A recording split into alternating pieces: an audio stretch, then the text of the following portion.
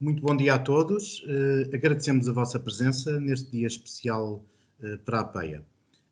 Com este webinar pretendemos trazer aos nossos associados e convidados presentes mais um contributo de informação especializada para a engenharia e para os profissionais que trabalham no setor da engenharia do ambiente. A energia e o ambiente, a energia e o clima são os temas dos nossos dias. Para muitos de nós são temas do nosso trabalho diário. Temos, por um lado, que adotar medidas urgentes para combater as alterações climáticas e os seus impactos, e, por outro lado, porque queremos prosperar ou, no mínimo, manter a qualidade de vida que nos habituamos, garantir o acesso à energia moderna, acessível, confiável e sustentável para todos. O hidrogênio, H2, o hidrogênio verde, é hoje um tema incontornável que vai, com certeza, criar oportunidades para o nosso país. Portanto, trazemos para a apresentação e debate este tema, contributo da Estratégia Nacional para o Hidrogênio na descarbonização e transição energética. Para nos ajudar no esclarecimento destes temas, convidamos 4 oradores especialistas que irão apresentar a sua visão. Seguidamente, teremos uma sessão de debate, como já foi explicado, com a oportunidade de colocarmos algumas questões aos nossos oradores. A nossa primeira convidada é a Teresa Ponce Leão, que eu agradecia que a Teresa ligasse o seu microfone e também ligasse a sua câmara. Já está? Muito obrigado, Teresa. Para além de outras atividades do seu vasto currículo, é Presidente do Conselho Diretivo do LNEG, Laboratório Nacional de Engenharia e Geologia. É membro do Conselho de Administração da ADEN, Agência para a Energia, e professora da Faculdade de Engenharia da Universidade do Porto. Com a ação nacional e internacional na investigação de energia e da sustentabilidade, tem tido desde o início uma colaboração direta para a definição da Estratégia Nacional para o Hidrogênio. Muito obrigado, professora Teresa. Terá cerca de 15 minutos para fazer a sua apresentação. Muito bem, muito obrigada. Eu penso que, se calhar, nem precisarei dos 15 minutos. Eu gostava de começar por dar os parabéns pelos 35 anos da APEA e por dar os parabéns também pelo dinamismo que têm apresentado, a capacidade de acompanhar a evolução dos tempos, que também ouvimos agora explicado pelo Pedro Santos, para os temas das suas que é o que de facto nos compete, é olhar para a interdisciplinaridade de todos os desafios que temos pela frente. Eu vou partilhar o meu ecrã e, se não conseguir, peço ajuda. Penso que está aqui. Estão a ver? Perfeitamente. Muito bem. Portanto, e começar, o tema é o hidrogênio, o vetor energético complementar para o futuro de emissões zero. Eu gostaria de começar por lembrar, não é preciso lembrar, temos todos os dias nas notícias e nos média, mas que há uma visão estratégica para o Plano de Recuperação Económica de Portugal e que o hidrogênio se encaixa nesta visão estratégica. Dou nota que internamente no LNEG, aliás, a reunião que há pouco estava a falar é sobre isto, nós estamos a pegar nos diferentes eixos e estamos a ver onde é que nos encaixamos com contributos diretos para esta visão estratégica. É uma visão que assenta muito na reconversão industrial, na transição energética e eletrificação, onde se encaixa perfeitamente o tema de hoje. No território, e aqui eu gostaria, tenho salientado nesta exposição, a coesão territorial e a gestão do território são fundamentais para o futuro da economia do país. Pronto, as cidades e mobilidade, a cultura e serviços, as infraestruturas físicas, qualificação e digitalização, outro ponto onde nós podemos dar um contributo importante e onde nos devemos focar especialmente a digitalização, a introdução de inteligência na gestão do território e a qualificação das pessoas. E aqui nesta vertente, congratulo que foi referido por Pedro Santos, de facto é preciso qualificar as pessoas, e no hidrogênio é particularmente importante, porque não temos nenhum curso superior que ensine, nem médio, que ensine ou que forneça esses elementos de forma coerente aos futuros técnicos. Depois temos o Estado Social e a reindustrialização. E é neste contexto que o hidrogênio se insere. Um outro contexto é o nosso, e peço desculpa pela mistura do inglês com o português, mas isto foi aproveitado de várias componentes. Um outro contexto é a vertente em que nos integramos. Nós somos parte da Europa, e a Europa tem uma estratégia, tem o Pacto Europa, tem uma estratégia bem definida, e nesse Pacto Ecológico para a Europa, e quando a apresentação do European Green Deal, foram apresentadas várias linhas que são muito importantes para a descarbonização, para a digitalização, para a recuperação económica europeia, uma das quais incide especificamente na ligação entre as energias renováveis e as infraestruturas. Portanto, temos aqui um gráfico que acho que por si só é explicativo. A Europa aposta em primeiro lugar na eficiência energética, em segundo lugar na eletrificação da nossa energia, mas já se percebeu que para a eletrificação precisamos de mais, e principalmente precisamos de uma componente que garanta a qualidade e a segurança do abastecimento da energia elétrica aos cidadãos, e aqui surge o hidrogênio e a bioenergia, sendo que o hidrogênio, talvez pela sua maturidade, porque o hidrogênio é um vetor energético já bastante consolidado e utilizado na indústria, tem surgido como à cabeça deste foco que eu apresento aqui a vermelho. Olhando para o contexto global e olhando para outros fora de discussão, e em particular a Agência Internacional de Energia, percebeu que as fontes de emissão estarão durante muito tempo relacionadas com infraestruturas que têm um longo tempo de vida útil, que nós, engenheiros eletrotécnicos, chamamos que são os stranded assets. Portanto, nós não podemos de um momento para o outro abdicar do que temos, e eu relembro que temos centrais nucleares, centrais a carvão, redes de gás natural, e, portanto, muitas delas recentemente construídas, e daí, para reduzir as emissões, é também necessário olhar para estes ativos. E aqui, fundamentalmente, ao nível das redes de gás, vemos, aliás, eu penso que é bem visível como os operadores olharam para o hidrogênio como uma oportunidade. É bem visível que há aqui uma oportunidade de usar os ativos existentes para um novo vetor energético. E, portanto, foi neste contexto europeu, contexto tecnológico, que se começa a desenhar a economia do hidrogênio.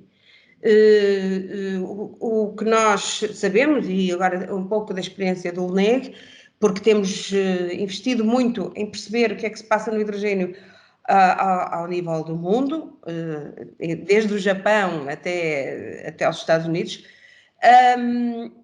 é que há um interesse muito relevante por parte do setor industrial. E, portanto, e no caso concreto, o LNEC tem vindo, inclusive, a sido chamado a participar em colaborações com empresas para eles se capacitarem para avançarem para o IPCEI, recente chamada à participação pelo Estado português, para que se localiza nas infraestruturas europeias, portanto será um financiamento europeu, ou o Colab do hidrogênio, que surge um pouco em paralelo com esta iniciativa. O hidrogênio tem uma particularidade de ter diferentes utilizações finais e esta é uma componente muito importante para que a economia do hidrogênio seja um sucesso e venha a ser portanto, não venha a ser um peso para os consumidores. É que nós temos que olhar para a cadeia de valor do hidrogênio, desde a sua produção até à sua utilização. Não nos podemos esquecer que temos a utilização dos combustíveis para o transporte. Não quero mais lembrar que os transportes representam 25%, cerca de 25% das emissões do mundo. E o transporte de longo curso está longe de ter soluções eficazes. Portanto, nós para os veículos elétricos, para a mobilidade nas cidades já temos os veículos elétricos, mas para o longo curso, para o transporte marítimo, para a aviação, para o longo curso de comboio, não temos soluções e, portanto, é aqui que o hidrogênio se pode apresentar como uma mais-valia, encurtando o tempo de phasing out dos equipamentos de mobilidade que temos disponíveis e, por outro lado, aproveitando como combustível para a produção de eletricidade. É evidente que aqui as críticas são grandes, perde-se rendimento, não é? Estamos a utilizar a eletricidade para produzir hidrogênio e hidrogênio para produzir eletricidade, qualquer engenheiro sabe isso, mas de eletricidade para mitigar a variabilidade das energias renováveis. E, portanto, este aqui, se bem combinados toda esta cadeia de valor, é aqui uma oportunidade. É uma oportunidade também de coesão territorial. Reparem que há muitas iniciativas e neste momento nós estamos a tentar desenvolver o Plano Nacional, o Atlas, no fundo, equivalente ao Atlas eólico para o hidrogênio, porque há muitas oportunidades para descentralizar a produção de hidrogênio, desde que devidamente enquadrada com as condições naturais das regiões e enquadrada também com uma questão muito importante, quando produzida a partir da água, com a utilização da água. A utilização das águas residuais já por si só é um processo químico, portanto, o tratamento de águas residuais já por si só é um tratamento químico que liberta como subproduto o hidrogênio. É uma vertente a explorar. A outra vertente é o uso do hidrogênio para o calor, e há muitas indústrias, cimento, aço, etc., que necessitam de calor e onde o hidrogênio pode ter uma importância relevante, e para o aquecimento e arrefecimento dos edifícios residenciais e comerciais. O hidrogênio é também uma commodity, portanto, e é muito usado na indústria química e na indústria dos metalúrgicos, na alimentação, etc. Portanto, como vemos, temos aqui um potencial de multidisciplinaridade que, se bem utilizado, pode ser um produto, um processo ganhador para o nosso país, uma vez que nós temos, de facto, temos um excesso de sol e daí podemos, e de biomassa também, e podemos aproveitar estas duas vertentes, mitigando, por exemplo, os incêndios, etc., utilizando o sol e utilizando a água de forma inteligente. A abordagem de cluster que eu apresento aqui do aeroporto de Roterdão é algo que é replicável em Portugal e que se está a tentar fazer em CIDES, e portanto nós aqui vemos que no caso concreto o hidrogênio é produzido à custa de energia eólica e depois é utilizado nos edifícios, é utilizado nos pipelines, é utilizado para os transportes e é exportado. E é um dos objetivos também da nossa Estratégia Nacional para o Hidrogênio, é a exportação mesmo via um transporte marítimo verde. Temos aqui, portanto, uma oportunidade para o hidrogênio nesta questão, e eu gostava de falar um pouco sobre o LUNEG no setor do hidrogênio, mas não só. O nosso papel enquanto cidadãos, como é que nós devemos olhar para esta estratégia e enquanto técnicos também. Nós temos uma análise sistémica muito importante pela frente, que deve ter que tem que ser olhada, e o hidrogênio surge como uma oportunidade, mas temos que seguir uma abordagem e desculpem o palavrão, de accounting. Nós temos que saber, e o accounting é aqui posto de propósito, porque não há tradução para esta palavra em português, tal como o que ela significa, tal como não tem tradução. Significa, de facto, avaliar o impacto das decisões, monitorizar, corrigir erros de trajetória, mas sempre numa perspectiva de uma avaliação muito concreta. Por outro lado, temos que a necessidade que o sistema científico, e isso está a acontecer, isso é parte do European,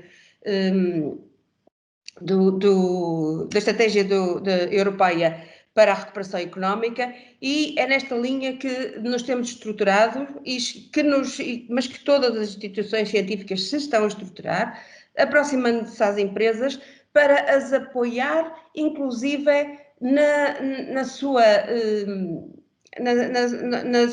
no aproveitamento de oportunidades que as políticas públicas dão, como são as recentes chamadas a candidaturas, como o IPCEI. Temos um grupo de trabalho, como eu já referi, para o hidrogênio, que envolve a área da avaliação económica de recursos, que é uma área nova no LUNEG, as áreas das energias renováveis, a área dos materiais e a área da bioenergia. E aqui falemos de uma outra vertente do hidrogênio. Nós queremos um hidrogênio verde, como é óbvio, portanto não queremos que as emissões sejam produzidas noutro sítio qualquer, como por exemplo no Japão, que usa o hidrogênio cinzento, mas queremos o hidrogênio verde, mas também não podemos esquecer-nos que o hidrogênio azul, que é aquele que se obtém através da reforma do metano, e desculpem, não sou química, mas os químicos percebem bem o que eu estou a dizer, que tem emissões de CO2 e, portanto, há oportunidades temos que reduzir, mitigar essas emissões de CO2 utilizando-as de outra forma. Por exemplo, isto agora é um fait divers, mas no LUNEG temos uma estreita colaboração com uma empresa de microalgas que, como sabem, alimentam-se a CO2. Portanto, é uma das formas de mitigar o CO2, mas há outras. Eu só queria, faltou um elemento nesta questão toda e na questão do cluster, que é algo que no outro dia o Ministro da Ciência referiu. Uma das questões que está ainda para ser, que necessita de muito trabalho e ser avaliada é o armazenamento do hidrogênio. Portanto, há soluções de armazenamento, mas uma oportunidade para Portugal é, por exemplo, armazenar o hidrogênio tal como o gás é armazenado nas cavernas salinas da REN. E esta é uma área também a explorar para o hidrogênio. O que eu vou concluir é que temos a componente que eu já referi, mas é uma componente muito importante e que não podemos descurar, que é a componente de formação. Neste momento estamos a colaborar com várias instituições para lançar mais um curso, não é uma palestra, não é uma conferência, é um curso para a formação das mentalidades do ecossistema que envolve o hidrogênio. Não é um curso técnico, é um curso que pretende chamar a atenção para todas as diferentes vertentes deste vetor energético que é tão rico, mas que surge de variedíssimas formas, como pretende transmitir. E muito obrigada por esta oportunidade. Muito obrigado, Teresa. Nós é que agradecemos a sua apresentação e, dando seguimento aqui ao nosso webinar, iremos passar à próxima apresentação de Patrícia Fortes. Vou fazer aqui uma breve apresentação da Patrícia. Patrícia é uma investigadora na área da economia energética no Centro de Investigação CENSE da Universidade Nova.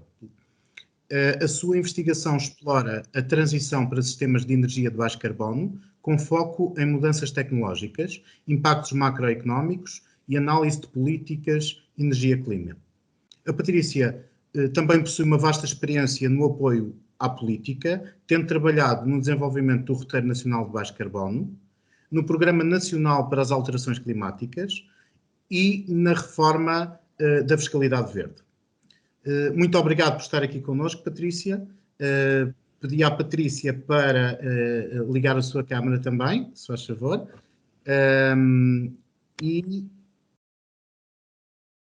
Está ligada, não? Estão-me a ver? Sim. Agora estamos a ver, sim, senhora. E passo-lhe a palavra para iniciar a sua apresentação. Muito obrigado. Deixe-me só, então, partilhar.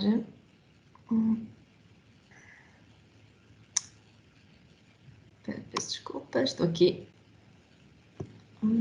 Só tentar encontrar a apresentação. Ok. Conseguem ver o meu ecrã? Deixem-me só. Perfeitamente, Patrícia. Ok, ótimo. Então, em primeiro lugar, bom dia e muito obrigada por este convite e muitos parabéns à associação. E eu, como sou engenheira do ambiente, sinto-me também eu própria de parabéns, não é? Porque isto é um marco muito importante para todos nós que somos engenheiros do ambiente e não só como referiu anteriormente. Isto depois da apresentação da professora Teresa, uma pessoa fica assim bem, então é que já foi quase tudo dito. Só para deixar uma chega, eu, tal como foi dito no meu CV, eu trabalho muito na área da transição energética e a minha visão do hidrogênio, então, é qual é o papel que esse hidrogênio pode ter nesta transição, na descarbonização da economia. Pronto, obviamente que ele terá outras componentes muito importantes na economia, na sociedade, mas essa vertente deixo para outros entendidos para explorarem. No meu ponto de vista é mesmo qual é o papel dele na descarbonização, quer mundial, mas sobretudo nacional. Eu participei no último roteiro, no roteiro da neutralidade carbónica, e nesse roteiro o papel do hidrogênio, tal como no PNEC, ainda era assim muito conservador, mas nos últimos tempos tem-se ouvido tanto e a tecnologia tem desenvolvido tanto e têm surgido tantas coisas que esse papel até já deverá ser diferente. Pronto. Só para vos dar assim um contexto para quem não é desta área do clima e da mitigação, em 2015 197 países assinaram o chamado Acordo de Paris, que muitos de vocês devem conhecer, eu já ouvi falar, em que os países se comprometem a tomar medidas, de facto, para limitar o aumento da temperatura até 2 graus, idealmente até 1,5 graus, porque foi estabelecido que esse é o limite máximo que a temperatura poderá aumentar, de modo a prevenir efeitos catastróficos e irreversíveis no planeta. Pronto, e esses 197 países assim, prometeram-se sim, todos fazer algo para impedir que haja de facto esse aumento da temperatura, ou seja, temos que reduzir de facto as nossas emissões. O Sr. Primeiro-Ministro, António Costa, e desculpem que está errado, porque foi em dezembro de 2016, durante a COP de Marrakech, comprometeu Portugal a ser um país neutro em carbono até 2050 e nós fomos um dos primeiros países do mundo a definir essa meta e nós, como engenheiros do ambiente ou como ligados ao ambiente, devemos nos sentir muito orgulhosos deste compromisso que assumimos. E após aí diversos planos, estratégias e roteiros nacionais têm vindo a surgir de forma a que consigamos também satisfazer este objetivo. Só para terem noção, em 2019 foi então publicado o roteiro para a neutralidade carbónica, no qual eu participei na componente da energia, em que estabelece quais são os caminhos possíveis, ok? E todos eles são possíveis, todos os cenários que estão naquele roteiro são igualmente plausíveis. Quais são os caminhos possíveis e o que é que nós poderemos ou devemos fazer de forma a atingir então este objetivo. mais ou menos simultaneamente, ou um bocadinho depois, também outra equipa estava a desenvolver o plano, a nível político, o Plano Nacional de Energia e Clima, que é um plano que é obrigatório a todos os Estados Unidos publicarem, em que definem metas específicas, não a longo prazo, mas neste caso até 2030 e até algumas ideias para 2040, pronto. Como eu disse anteriormente, estes dois planos eram um bocadinho conservadores relativamente ao papel do hidrogênio e, entretanto, a tecnologia tem vindo a desenvolver e vários estudos têm surgido. E, portanto, depois disto, muitas outras estratégias sobre o hidrogênio têm vindo a ser publicadas, só para dizer que mais de 20 países, inclusive a União Europeia, já publicaram a sua estratégia para o hidrogênio e Portugal também foi um desses países e é isso que nós estamos aqui a discutir, esta nossa estratégia do hidrogênio. Só uma nota, aquilo que eu disse, que devíamos nos sentir orgulhosos porque esta meta da neutralidade carbónica a nível da União Europeia foi tomada até depois de nós, Portugal, portanto é um ponto de honra para nós fomos pioneiros neste objetivo. Estas são as metas que nós temos atualmente, quer a nível europeu, quer a nível nacional, para 2030 e depois posteriormente a 2050, que ainda não estão definidas. Só para uma nota, até 2030 a nível europeu estava definido uma redução das emissões a menos 40 e em junho deste ano a Comissão Europeia decidiu ser ainda muito mais rigorosa e reduzir as emissões a menos 55%. Portanto, o que vai acontecer com que e por isso o asterisco, possivelmente a meta das renováveis, do consumo de energia renovável e a meta da eficiência energética, possivelmente vai ser atualizada também com valores muito mais agressivos, mas no bom sentido. Portanto, não sei qual é o termo, ser muito mais ambiciosos, por assim dizer, acho que é a palavra correta. As nossas metas para Portugal estão aqui no slide abaixo e, como vocês veem, é entre menos 45 e menos 55 e estas são as reduções associadas a toda a economia, mas no caso do sistema energético, por exemplo, pode até ir mais longe, até menos 60% face às emissões de 2005. Nós também queremos, a nível de renováveis, nós queremos ir muito mais longe, a 47% do consumo de renováveis no consumo de energia, e isto reflete muito o elevado potencial que já foi referido que Portugal tem a nível de renováveis, a nível de eólica, a nível de solar, a nível de hídrica e também biomassa, se bem que não é tão conhecido, ainda é um pouco incerto qual é o papel da nossa biomassa, e também a nível da eficiência energética, pronto. E lá está o tal papel da neutralidade em menos até 2050, e que representa para o sistema energético, e quando eu digo sistema energético, eu digo a todas as emissões associadas à combustão da energia e aos processos industriais, e este último é muito mais difícil de reduzir, ok? E estamos a propor metas de menos 90%, portanto é um esforço enorme. É um desafio muito grande e todas as opções, e todas as estratégias e tecnologias que nos permitam, e mudanças de comportamentos que também serão fundamentais, que nos permitam atingir esta meta serão fundamentais. E o hidrogênio será mais uma dessas opções que nos pode contribuir a atingir este objetivo. E este slide a professora Teresa já apresentou anteriormente e eu tive a liberdade de adicionar uma componente que é importante do hidrogênio, que é o armazenamento de energia. Só para referir, a professora Teresa já referiu, portanto não vou entrar em grande detalhe, o hidrogênio pode ser de facto usado como uma commodity energética, pode entrar nos nossos transportes, pode também no setor eletromotor, pode ser também uma fonte de energia na parte do calor, na indústria, e sobretudo a indústria que consome altas temperaturas, que precisa de calor de altas temperaturas e que é muito, muito difícil de eletrificar, não é? Nos nossos edifícios, mas também pode ser um feedstock, quer a produção de amoníaco, quer, por exemplo, na produção de ferro e aço. E neste caso, tem uma importância muito grande a nível do armazenamento de energia, porque o hidrogênio pode armazenar energia durante longos períodos, o que não acontece no caso, por exemplo, das baterias da eletricidade. E, portanto, isso é muito importante, é o papel dele muito importante. Só uma nota que tem a ver com a realidade portuguesa. De facto, em nível de feedstock, de facto, o hidrogênio pode ser um feedstock, quer amoníaco, quer na produção de ferro e aço primário, mas essas duas componentes nós não temos em Portugal. A nossa siderurgia não produz ferro e aço primário, mas sim através de, não sei o termo em português, de scratch, de ferro velho, não sei o termo correto, desculpem. E, portanto, o nosso forno é um forno de arco elétrico, ou seja, a nossa siderurgia já é eletrificada e, portanto, dificilmente o hidrogênio vai ter um papel no Ferreaço, em Portugal. E, infelizmente, a nossa fábrica de amoníaco fechou em 2009. Não significa, obviamente, que possa haver uma reindustrialização. Isto é uma questão, obviamente, de mercado internacional e, portanto, não significa que não possa surgir novamente, mas atualmente ela não existe em Portugal. Portanto, o papel do hidrogênio como feedstock, que é muito importante, atualmente em Portugal, poderá não ser, de facto, poderá não ter esse papel, ok? Este esquema aqui no canto inferior ilustra as possíveis cadeias de produção, de transporte e distribuição e depois de consumo final do hidrogênio. São inúmeras.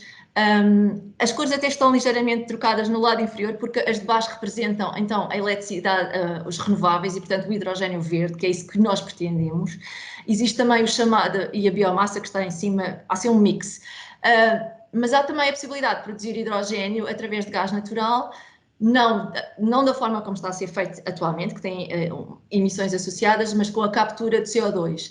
Óbvio, não é um hidrogênio verde, mas é o chamado hidrogênio azul, porque tem uma redução, porque a captura permite-nos reduzir, não a 100%, infelizmente, mas permite-nos reduzir também alguma porcentagem dessas emissões. Obviamente, para Portugal, tendo em conta o nosso não temos gás natural, não queremos ser neutros em carbono e temos um vasto leque de potencial de renováveis, portanto, para nós só faz sentido, e é o que está na estratégia nacional, só faz sentido a produção de hidrogênio verde. Pronto, esse hidrogênio, tal como já foi referido, pode ser utilizado em diversos setores de uso final e pode ser transportado quer por via rodoviária, quer por pipelines, e isso foi referido, ou seja, aproveitar os ativos da nossa rede de gás e injetar hidrogênio.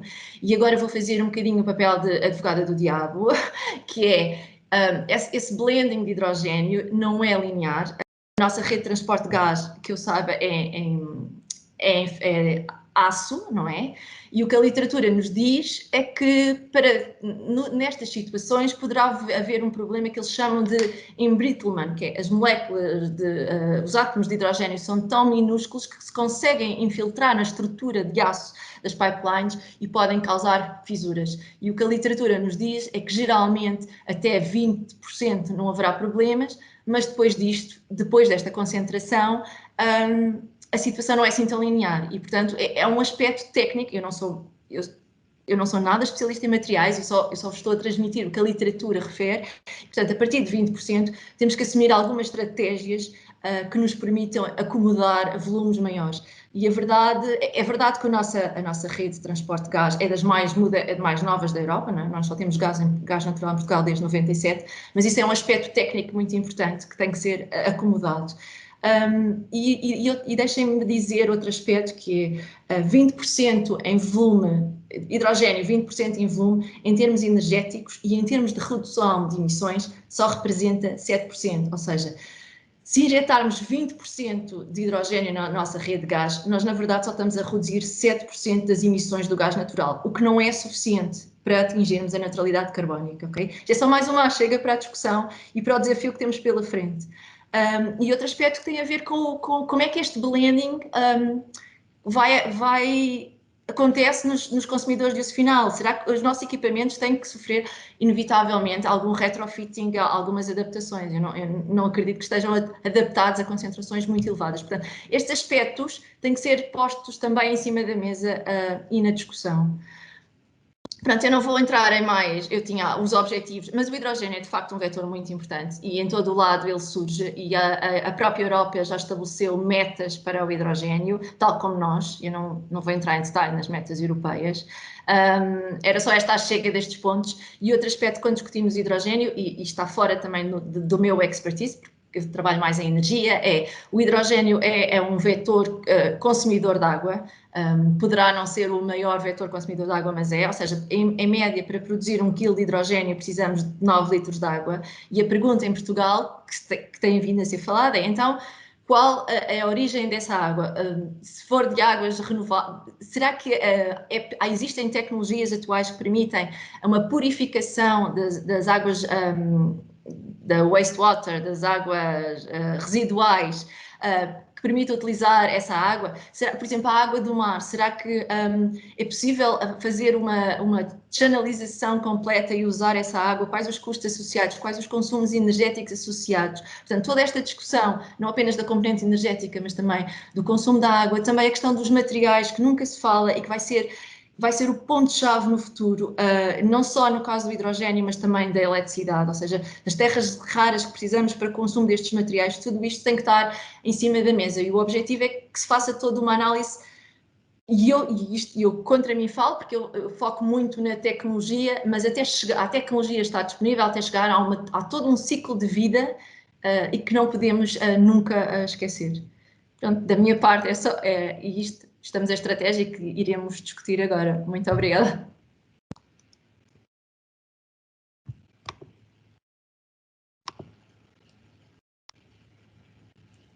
Não tem som. Sérgio, estás em mute. Muito obrigado, Patrícia, pela apresentação, pela abrangência do que apresentou. Realmente lança mais informação para se poder debater agora e no futuro, porque realmente é um tema muito vasto e que engloba aqui muitos setores da nossa sociedade. Muito obrigado. Passaremos agora para a apresentação de António Bob dos Santos. António Bob dos Santos, gostaria que ligasse o seu microfone e que ligasse a sua câmara, se faz favor, e que preparasse também a apresentação.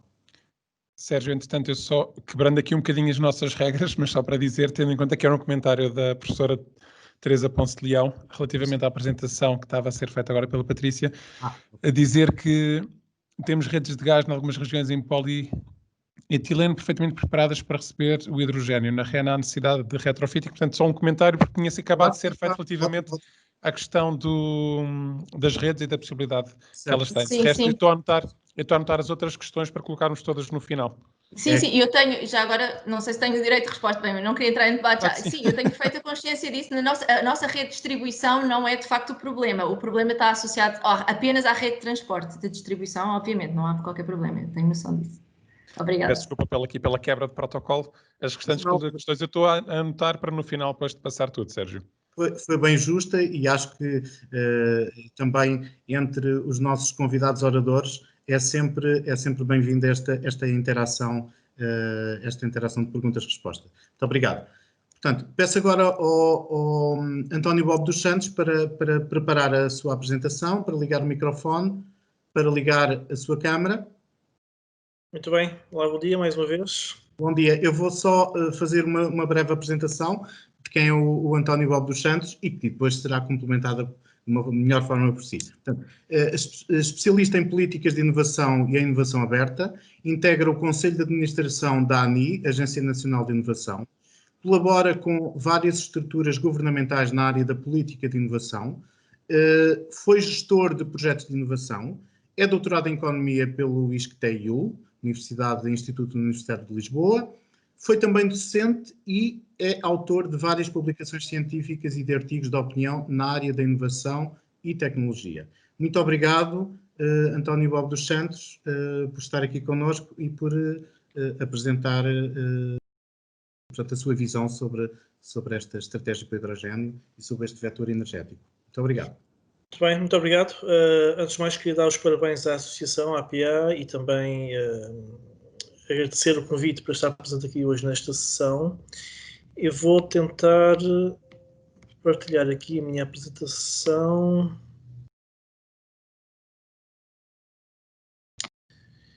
Deixem-me ver se consigo.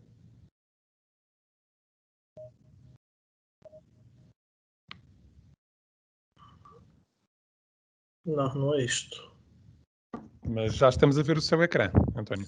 Sim. Pois, acredito que sim, mas não é esta a apresentação. Não é esta a apresentação, claro. Não é esta. Caso seja necessário, nós recebemos com antecedência a apresentação, eu posso partilhar o ecrã e depois pede-me para controlar a mesma. Veja só realmente se consegue encontrar do seu lado, senão eu posso dar esse apoio. Estão a ver agora ou não? Sim, sim. Sim. Ok. Agora Estão a ver o já está a apresentação. slide, é contributo da estratégia nacional para o hidrogênio. Estão a ver o slide? Sim, sim. Já está em apresentação o slide. O que diz contributo da estratégia para o hidrogênio, não é? Perfeitamente, sim. É isso mesmo. Bem, pronto, então estamos bem. Pronto, muito bem. Antes de mais, muito obrigado. Eu não sou engenheiro, por isso eu não me vou meter em questões técnicas sobre energia e hidrogênio. António, peço desculpa de interromper, só ia pedir uma coisa para termos a maior qualidade possível da visualização. Tem só que minimizar este ecrã que tem em cima da apresentação. Portanto, se clicar no canto onde diz Webinar APAEA neste momento, FN, se clicar no canto superior direito, vai minimizar esse quadradinho aí. Não? Se clicar onde? Era aquele quadrado que estava em cima da... Pronto. Penso que já está. Agora é só maximizar a apresentação e teremos a melhor qualidade possível. Ótimo, Sim? obrigado. Sim, sim. Ok, muito bem. Aqui o meu contributo passa mais por tentar perceber do ponto de vista da economia e do ponto de vista da inovação o que é que nós podemos, no âmbito das políticas públicas de inovação, contribuir para que a estratégia do hidrogênio tenha maior sucesso e consiga ser mais bem implementada. Nós, na Agência de Inovação, para quem não sabe, nós somos uma entidade que reporta ao Ministério da Economia e também ao Ministério da Ciência. Nós temos aqui uma missão muito importante, que é de colocar em contacto e de tentar transformar o conhecimento e a investigação que é feita no nosso sistema de investigação em algo que seja útil para o mercado, ou seja, tentar transformar a investigação em inovação. Por isso nós temos aqui uma ligação muito forte com o sistema científico, com as universidades, com os politécnicos, com os centros de investigação, também com o mercado, com as empresas. E para tal, nós na agência temos um conjunto de instrumentos que nós gerimos, quer relacionados com os fundos estruturais, através da gestão de alguns sistemas de incentivos, mas também com instrumentos de capacitação do sistema de inovação. Nós coordenamos a implementação da rede de laboratórios colaborativos, dos centros de interface, mas também temos aqui um papel muito importante em ajudar as nossas empresas e instituições de ID em acederem às redes de conhecimento através da coordenação nacional ou da participação na coordenação nacional da estrutura ligada ao Horizonte 2020 e depois ao Horizonte Europa também.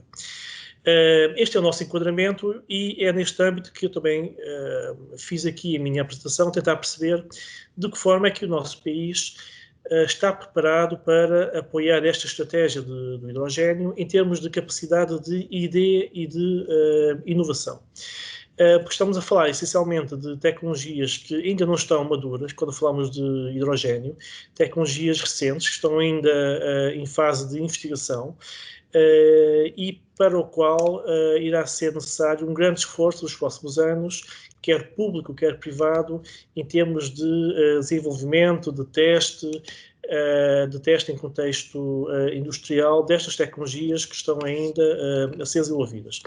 E da parte dos instrumentos públicos, o que interessa é saber se temos ou não capacidade e condições para apoiar estas necessidades e qual é a melhor forma de o fazer, se os instrumentos que temos são ou não os mais adequados e que novas intervenções podemos preparar, tendo em conta os novos mecanismos de financiamento que teríamos disponíveis para a próxima década.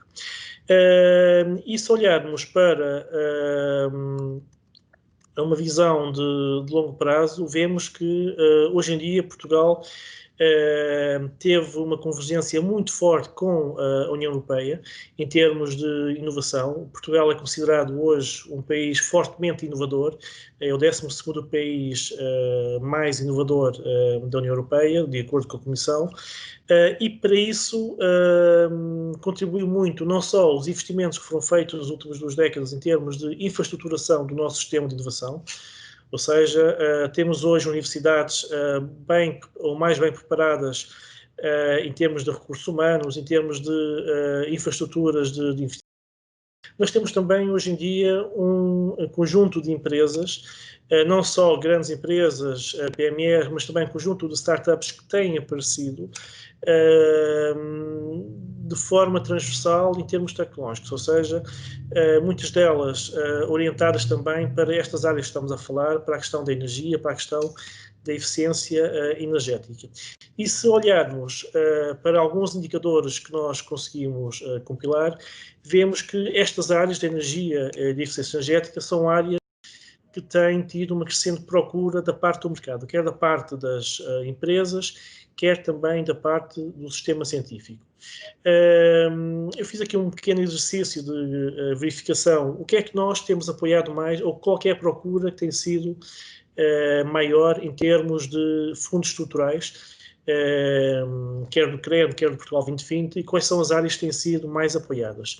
E se olharmos para a área da energia, mas dividindo a energia core como a questão dos combustíveis fósseis, da energia renovável, mas também a área da eficiência energética, que é uma área importantíssima e que pode ter também aqui uma ligação muito forte a esta área do hidrogênio, vemos que as áreas que nós temos apoiado mais estão relacionadas com, por um lado, deixem-me só, por um lado, na área da energia, com a redução de custos, com a questão da smart grid, isto tem a ver com o storage e a distribuição da energia, mas também com o desenvolvimento de combustíveis alternativos. Na área de eficiência energética, as áreas que têm sido mais procuradas e têm sido mais apoiadas por parte dos fundos públicos têm a ver com a introdução das tecnologias de informação e comunicação ao nível dos consumos, da diminuição dos consumos, quer ao nível residencial, quer ao nível da indústria, quer ao nível dos transportes, e depois tudo tem a ver com o aumento de eficiência ao nível dos transportes e armazenamento de energia. E se olharmos para este período de 12 anos de investimentos em energia, constatamos que foram apoiados ou cerca de 1.500 projetos, aliás, mais de 2.000 projetos, num total de superior a 2.000 milhões de euros. Isto é muito significativo, tendo em conta os montantes globais para a área da ID e da inovação. Vemos que tem havido um aumento crescente de procura e de investimentos, quer em termos totais de projetos, quer em termos de montantes de financiamento, quer de energia, quer de eficiência energética, mas o que se nota é que a partir do Portugal 2020 houve um grande aumento de procura por projetos em termos de eficiência energética naquelas áreas que eu referi. Hoje em dia temos cerca de 3 vezes mais projetos apoiados nestas áreas de eficiência energética e cerca de 2 vezes mais projetos apoiados em termos de energia no Portugal 2020 do que no CREN.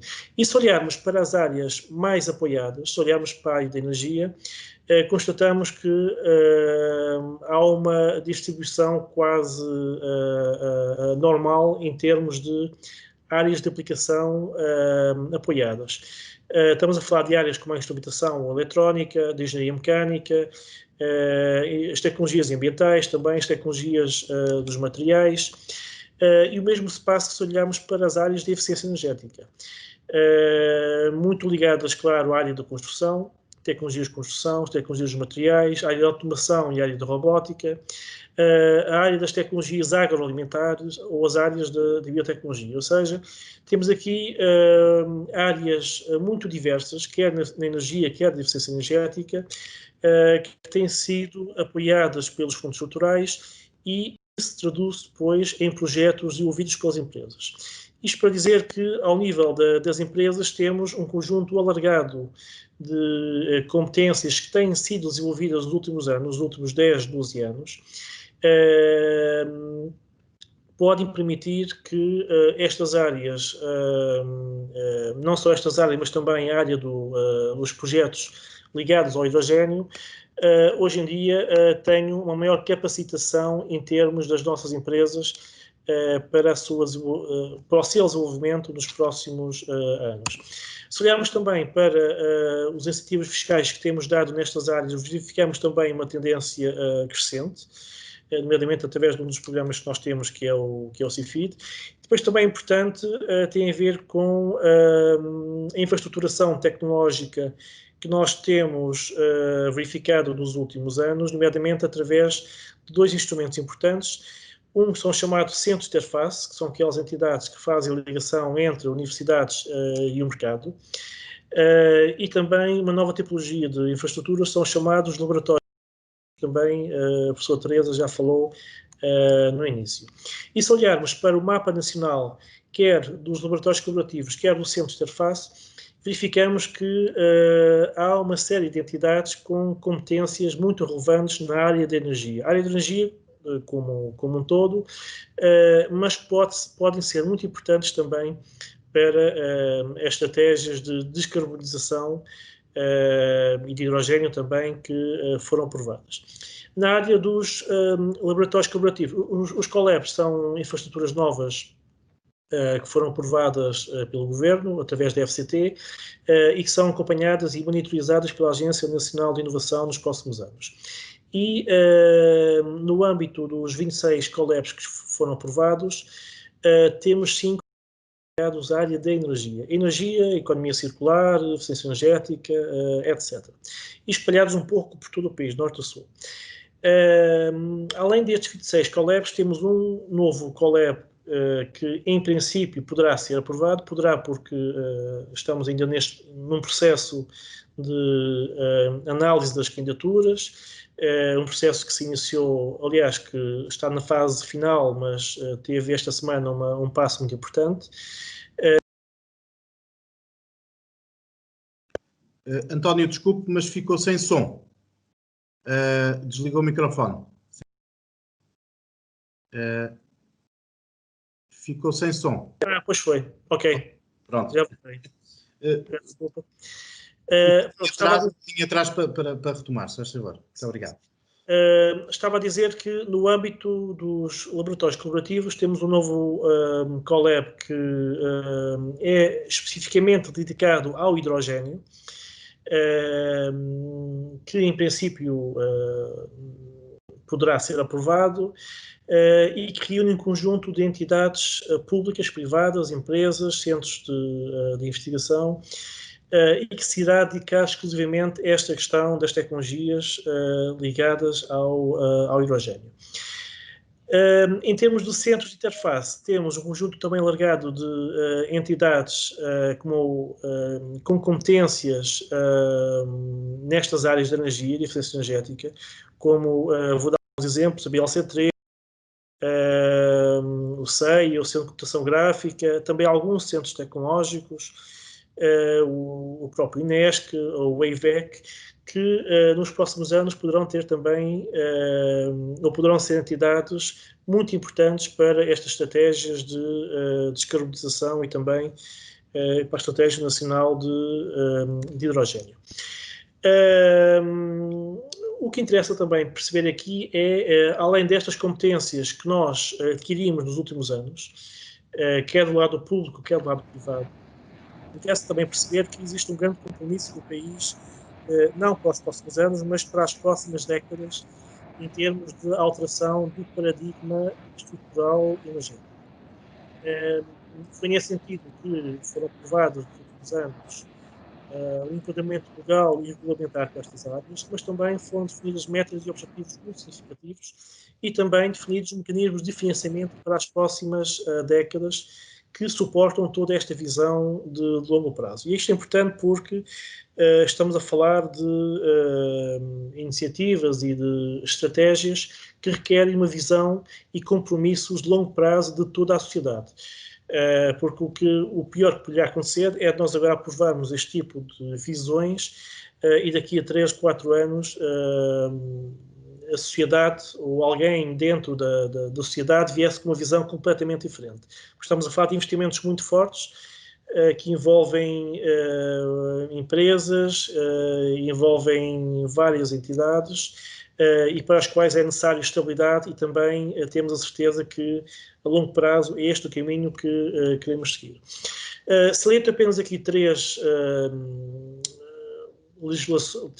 iniciativas muito importantes em termos de regulamentares e de legislação. Uma é o roteiro para a neutralidade carbónica 2050, aprovada já o ano passado, mas que define as metas para as quais nós queremos atingir e queremos mobilizar as iniciativas públicas para estas áreas, em termos de redução de emissões de gases, por exemplo. Temos também aprovado já este ano o Plano Nacional de Energia e Clima para 2030, com metas também muito ambiciosas em termos de eficiência energética, de renováveis, nas várias áreas, quer nos transportes, quer ao nível residencial, quer na indústria. E depois a Estratégia Nacional para a Hidrogênio, aprovada há cerca de 2 meses, que tem também metas muito ambiciosas para estas áreas, mas também define um conjunto de fases diferentes de implementação até 2050, que também permite ter aqui um quadro estável e muito claro do que é que se vai fazer nas próximas 3 décadas. Uma primeira fase dos próximos 3 anos, onde se vai definir as principais iniciativas em termos regulamentares, o que é necessário para conseguirmos desenvolver numa segunda fase os projetos a nível nacional, e depois uma terceira fase de entrar em fase cruzeiro ao nível da transição energética para esta área de hidrogênio. E é uma estratégia muito ambiciosa em termos não só destas metas que eu vos aqui também defini, mas também em termos de impacto económico. Aquilo que se propõe e aquilo que está definido para as próximas 3 décadas, mas se olharmos mais a médio prazo para a próxima década, para os próximos 10 anos, são metas que vão requerer uma grande ambição, mobilização de toda a sociedade ligados a estas áreas. Nomeadamente em termos de investimentos, estamos a falar de investimentos, um investimento previsto, cerca de 9 mil milhões de euros, quer público, quer privado, para o hidrogênio, ligado à área da indústria, transporte de energia, mas muito deste investimento vai ser aplicado à área da inovação e à área da investigação e desenvolvimento. Estamos a falar para terem uma ideia, de cerca de metade dos fundos estruturais que nós recebemos no atual quadro comunitário. O que é um investimento muito grande, que traduz também a ambição dos projetos que se espera que venham a ser apoiados. Deste investimento previsto, há cerca de 450 milhões de euros que poderão vir do PT 2030. O que é também muito relevante. Esta estratégia é também muito interessante ao nível da definição e do cálculo das emissões ou do cálculo do financiamento disponível através das reduções, quer de importações de combustível e de gás, quer também da redução das emissões. E os cálculos que foram estimados em termos económicos prevêem o potencial de criação de emprego de cerca de 8 mil a 12 mil postos de trabalho na próxima década. Isto emprego ligados a estas áreas. Isto é muito relevante e também relevante é perceber que toda esta estratégia é também apoiada por um enquadramento muito favorável, nomeadamente em termos de financiamento. Vamos ter nos próximos 10 anos vários instrumentos europeus aos quais as nossas entidades, quer empresas, quer entidades de investigação, podem beneficiar, não só através do tradicional Programa Quadro, nomeadamente através do Horizonte Europa, mas também de outros instrumentos como o InvestEU, um mecanismo para a transição justa, o próprio mecanismo de recuperação e resiliência, que vai ter um montante muito significativo para estas áreas para os próximos 3, 4 anos, ou através de outros mecanismos mais recentes, como o Fundo de Inovação, ou um mecanismo interligado à Europa, que vai permitir que em várias e diferentes áreas possa haver financiamento disponível, haja projetos que possam ser submetidos. Por isso, em termos de financiamento, em termos de enquadramento regulamentar, temos aqui os instrumentos adequados, creio eu, para a próxima década, para apoiar toda esta estratégia de descarbonização, nomeadamente baseada no hidrogênio.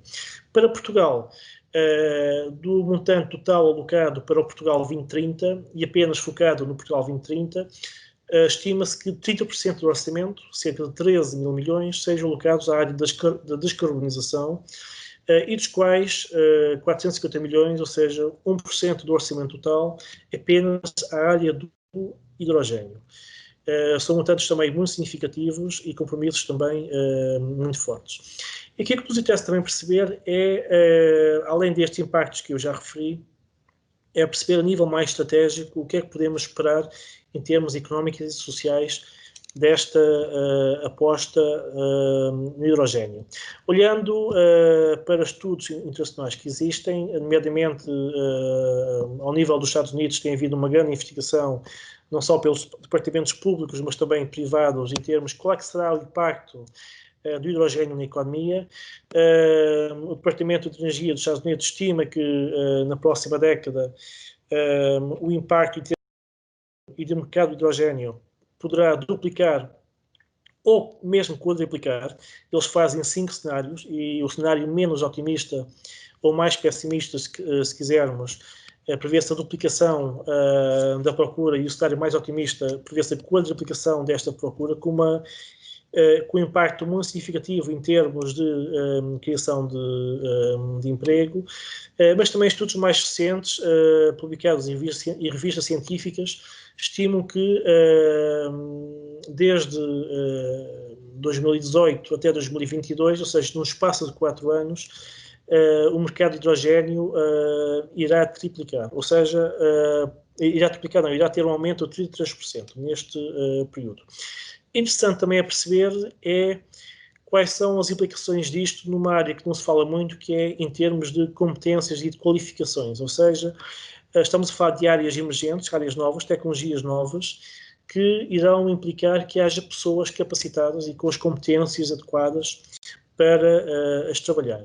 E um estudo também recente do ano passado mostra que há um conjunto de novas profissões que poderão aparecer nos próximos anos, ligados à economia do hidrogênio. E todas estas profissões, a maior parte delas são profissões altamente qualificadas, que envolvem competências ao nível de doutoramentos, de mestrados, de licenciatura, mas todas elas competências que se traduzem em profissões novas, que não existem atualmente, ou a maior parte delas não existe, e também a maior parte delas que irão ser, estima-se, muito bem pagas também. Por isso estamos aqui perante um desafio que se vai colocar ao nosso sistema de ensino e de formação, às nossas universidades, aos nossos politécnicos, que irão ter que adaptar os seus currículos e articulação também com as empresas, para dar resposta às necessidades do mercado. Este é um novo desafio que não vejo ainda ser muito discutido pelas políticas, mesmo pelas políticas públicas, mas que irá certamente criar aqui também novas formas de articulação entre as empresas, entre as entidades formadoras, no sentido de tentar perceber como é que nós, num curto prazo, ou nos próximos anos, conseguimos dar resposta a este tipo de necessidades. Para Portugal, aquilo que se estima é um impacto direto em termos de criação, como eu referi, no mínimo de 5 mil empregos para os próximos anos e de 10 mil até ao final da próxima década. O impacto direto em termos económicos de 262 milhões de euros e também uma redução em termos de importação de 20%, olhando aqui para a parte do gás natural. Isto é muito importante porque todos nós conhecemos a dependência energética de Portugal, que é historicamente elevada. Nós, neste momento, conseguimos já reduzir a dependência energética e mais 10 pontos percentuais de 88% em 2005 para 77%.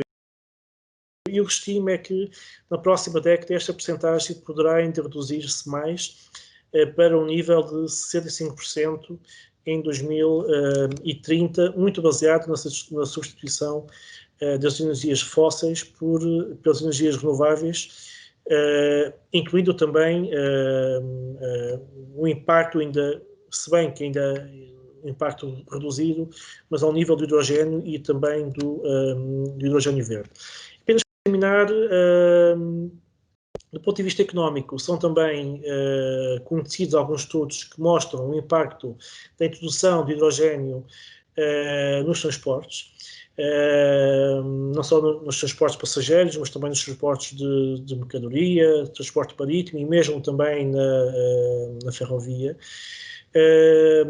O impacto do hidrogênio da introdução na indústria, nomeadamente ao nível da descarbonização da indústria, substituindo os combustíveis fósseis na produção de eletricidade ou de calor. E aqui, neste âmbito, há setores que vemos claramente onde o impacto poderá ser mais intenso, nomeadamente nos setores de elevado consumo energético, como o cimento, a refinação, a química, o cimento, o vidro, a cerâmica, etc. E também ao nível da descarbonização das cidades, o hidrogênio poderá ser também aqui a longo prazo uma alternativa ao gás natural e também complementar o consumo de eletricidade em médio e longo prazo. Não me vou alongar mais, queria ficar por aqui e no debate que iremos ter posso também depois desenvolver mais algumas destas questões. Muito obrigado. Muito obrigado nós, António Bob dos Santos. Foi realmente uma apresentação muito abrangente, com ótima qualidade relativamente aos temas da política de inovação, de empregabilidade e novas competências que se poderão gerar e de que forma é que portanto, a engenharia do ambiente também as pode aproveitar. Muito obrigado, mais uma vez. Vamos passar para o nosso próximo orador, convidado, é o João Camargo. Eu pedi ao João Camargo para realmente ligar a sua câmara e o áudio também. Eu penso que já estou. Ok, muito bem. Muito obrigado, João. Eu vou fazer uma breve apresentação do João. O João depois poderá complementar. Portanto, o João é especialista, é investigador em alterações climáticas, foi jornalista, professor de Química e Botânica na Universidade de Lúrio, Moçambique, e foi técnico na Liga para a Proteção da Natureza. É ativista do movimento Climáximo, investigador do Instituto de Ciências Sociais da Universidade de Lisboa em alterações climáticas e políticas de desenvolvimento sustentável. É autor de diversos livros, um dos quais que saliento o Manual de Combate às Alterações Climáticas. Com certeza que nos virá trazer aqui uma nova visão e com certeza trazer novos assuntos para o debate. Muito obrigado. Obrigado. Para começar a sua apresentação. Bem, antes de mais queria agradecer o convite para aqui estar, é um prazer, e também desejar os parabéns. Eu também sou engenheiro do ambiente, fiz um mestrado em engenharia do ambiente depois da minha formação inicial e desejar uma continuação de bom trabalho e continuação de boas comemorações durante o resto do ano. Ao contrário das minhas antecessoras aqui na apresentação, eu não tenho um PowerPoint, vou fazer uma apresentação talvez um pouco mais curta e também vou aproveitar, e tive a vantagem de ser a última pessoa a falar, para também tocar alguns dos pontos que foram referidos e introduzir uma perspectiva talvez um pouco mais crítica do que a maior parte das intervenções que me antecederam. Primeiro eu ia começar pela parte que me toca mais, e a primeira coisa que eu gostava de dizer é que não é opcional o corte de emissões de gases com efeito de estufa e o valor desse corte também não é negociável. Portanto, segundo o painel intergovernamental para as alterações climáticas, relatório de 2018, dos 1,52 graus Celsius, nós precisamos de cortar 50% das emissões de gases com efeito de estufa à escala global até 2030, na próxima década. Se qualquer justiça histórica neste processo, portanto, aquilo que os países emitiram cumulativamente ao longo dos anos, o corte de emissões vai ter que ser muito superior nos países mais ricos e com mais responsabilidade histórica, como é o caso de Portugal. E é neste contexto que eu faço a maior parte das perguntas, e nomeadamente as perguntas sobre a estratégia do hidrogênio e o seu contributo para a descarbonização. Que papel é que pode ter o hidrogênio neste corte de emissões? Aliás, a pergunta é que papel pode ter qualquer tecnologia ou processo social ou industrial neste corte? Para que o hidrogênio se torne um combustível mainstream, é preciso produção, distribuição, armazenamento e infraestrutura de grande escala. E isto é um problema, aliás, é um problema. A distribuição dentro da Europa pode, em boa medida, ser feita nos gasodutos atuais, mas considerando aquilo que já é o volume que está a ser previsto de produção, a infraestrutura que existe já não é suficiente, o que significa ter que instalar mais gasodutos além daqueles que já estão instalados. O armazenamento também tem alguns problemas por causa da combustibilidade do hidrogênio, mas isso é uma característica que ele partilha com outros fósseis, aliás. E como as estratégias para desenvolver o hidrogênio estão principalmente a ser feitas a partir de uma perspectiva de mercado e de preços, temos um problema que é o facto de ser mais caro fazer, nesta altura, hidrogênio com renováveis do que com gás fóssil. Portanto, a famosa competitividade que guia todo este processo faz com que, neste momento, o futuro do hidrogênio verde dependa dos preços do gás dito natural. A maior parte do hidrogênio que hoje é produzido é o hidrogênio cinzento, que é intensivo em emissões de carbono e metano, mas também o hidrogênio azul, como já foi referido, é produzido com gás natural, mesmo que tenha captura de carbono associado, portanto são mais emissões. E ainda se fala da produção de hidrogênio turquesa, através da pirólise, produzindo carbono sólido, mas estudos também já indicam que isto deverá também aumentar as emissões. E este é o panorama geral do hidrogênio à escala global. Obviamente que a estratégia em Portugal é diferente. E, quer dizer, é esse o anúncio. E acho que não poderia ser enquadrado da maneira, considerando aquilo que são os compromissos internacionais, apesar de, mesmo os compromissos internacionais, não nos garantirem os cortes necessários. E, por acaso, por exemplo, a melhor política pública em Portugal, em termos de emissões de gases com efeito de estufa e de cortes, os cortes mais ambiciosos, o Plano Nacional de Energia e Clima, não chega para os cortes que nós temos de fazer.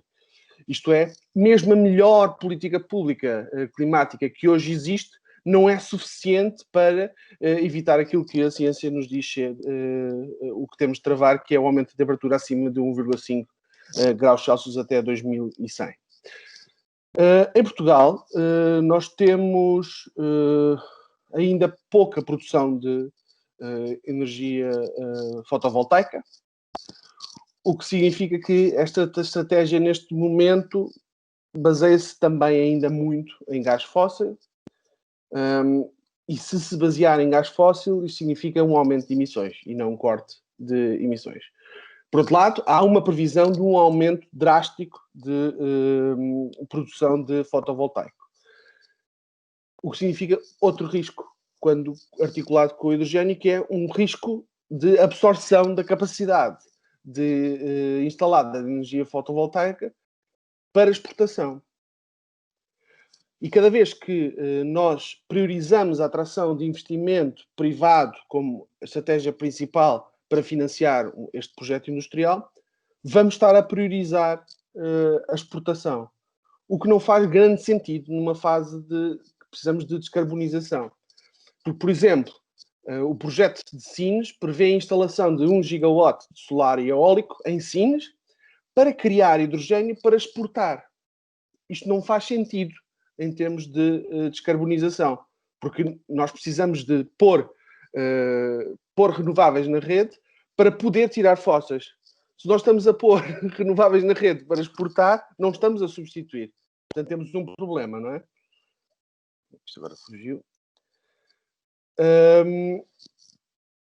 Também se falou um pouco de biomassa, há um enorme risco associado à produção de eletricidade por biomassa, nomeadamente o risco de desflorestação. Em Portugal, em particular, isso é uma realidade, mas se considerarmos grandes países como os Estados Unidos ou mesmo a Rússia, estão neste momento a intensificar o seu processo de desflorestação para, teoricamente, fazerem uma descarbonização, o que é, em todas as perspectivas, absurdo, e encarar o ambiente como se fosse uma fábrica de salsichas.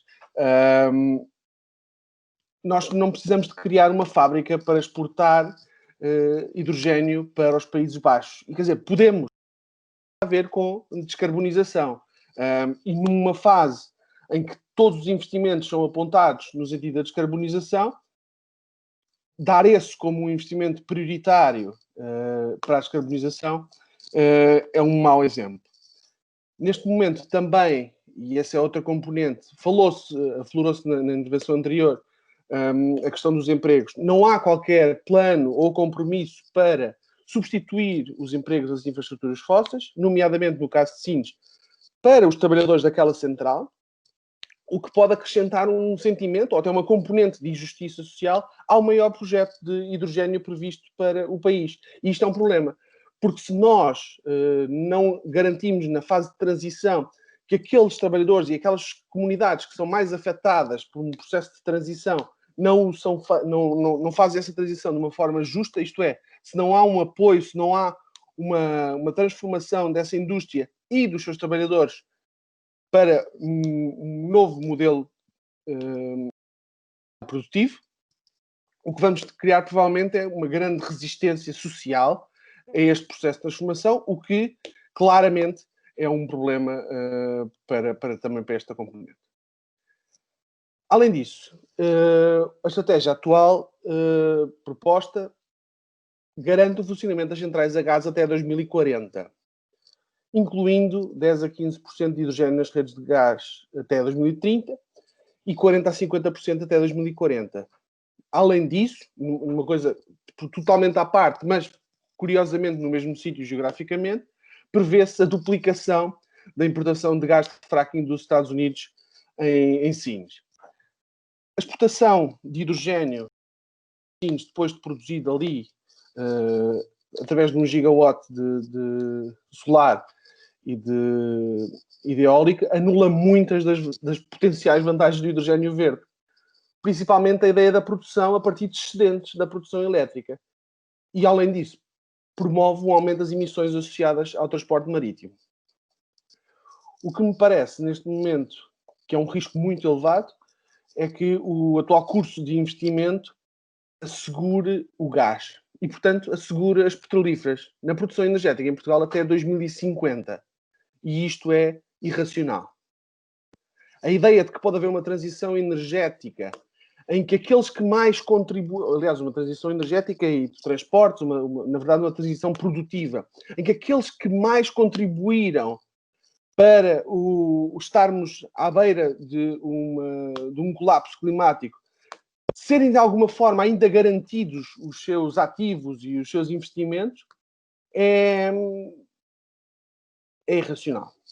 Nós temos de abandonar vários dos stranded assets. É exatamente isso que significa stranded. Eles são ativos encalhados e nós não devemos, porque isso é dar todos os sinais errados, rentabilizar investimento que foi irresponsável e em alguns momentos até criminoso por parte da indústria fóssil.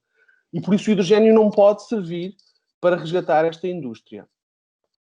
Porque se assim não for, há um risco bastante elevado do hidrogênio constituir-se como até um obstáculo à eletrificação. Nós precisamos de investir cerca de 7 mil milhões de euros para conseguir 8 gigawatts de fotovoltaico. E este é, curiosamente, também o mesmo investimento público que é previsto para o hidrogênio. Há muitos potenciais interesses no hidrogênio, alguns deles bastante relevantes e que seguramente farão parte de soluções, mas o hidrogênio não pode ser transformado numa falsa solução e é muitas vezes isso que acontece no curso destes grandes projetos de investimento.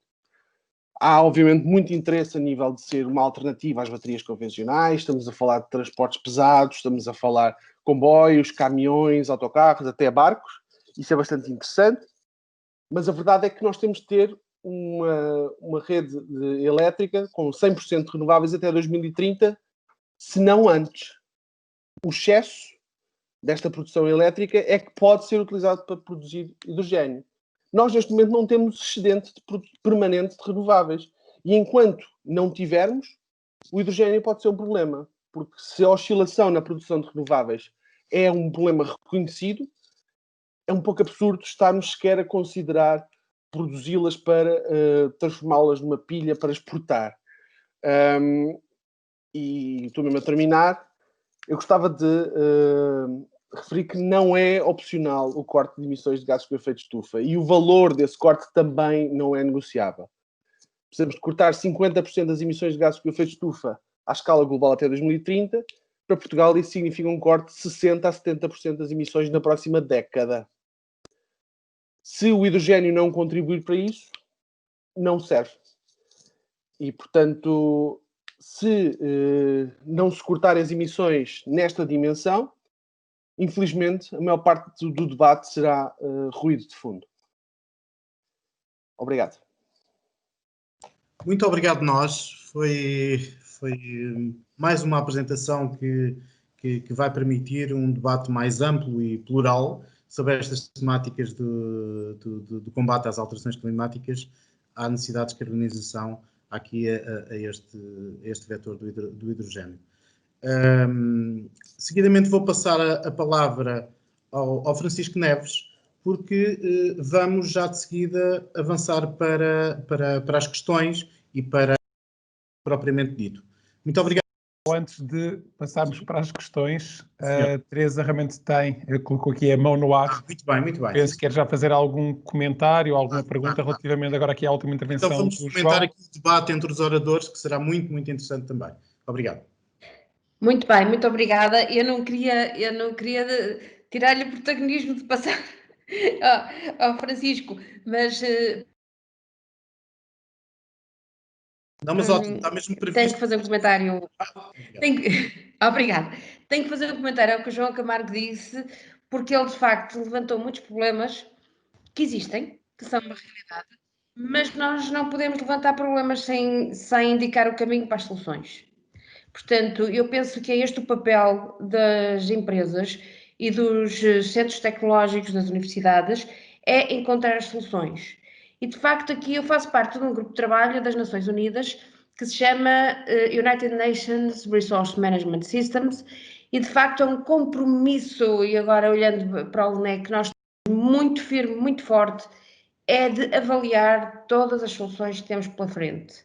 Eu volto ao jargão, accountability, é nisto que se dedicam vários grupos de trabalho nas Nações Unidas, é garantir que os diferentes recursos renováveis e os diferentes projetos que incluem renováveis são avaliados e vão de encontro à sustentabilidade. E eu aqui reforço, e a sustentabilidade é contribuir para a economia, contribuir para um melhor ambiente e contribuir para um bem-estar social. E eu agora gostava de lançar uma pergunta ao João Camargo, é assim, a eletrificação precisa de armazenamento.